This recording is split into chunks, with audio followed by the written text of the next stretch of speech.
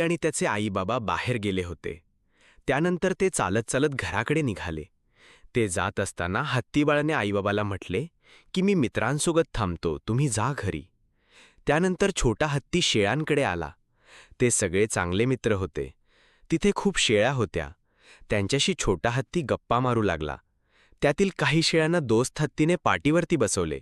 शेळ्या आनंदाने उड्या मारू लागल्या.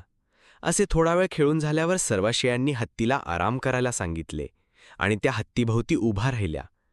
छोट्या हत्तीने थोडा वेळ आराम केला. सगळे आनंदी होते. पण अचानक तिथे भयानक परिस्थिती आली. शेळ्यांना खाऊन आपले पोट भरावे या विचाराने तिथे वाघ आला. हे पाहून सर्व शेळ्या घाबरल्या. पण त्यांचा मित्र हत्ती तिथे होता हे वाघाला माहिती नव्हतं. छोट्या हत्तीने वाघाला आपल्या सोंडेने खूप मारलं आणि हत्तीला बघून वाघ घाबरून पळून गेला. हे चित्र पाहून सर्व शेळ्या आनंदाने बहरून गेल्या. त्यांचा दोस्त हत्तीने त्यांचे प्राण वाचवले. नंतर सर्व शेळ्या आपल्या घरी सुखरूप गेल्या आणि हत्ती पण आपल्या घरी निघून गेला.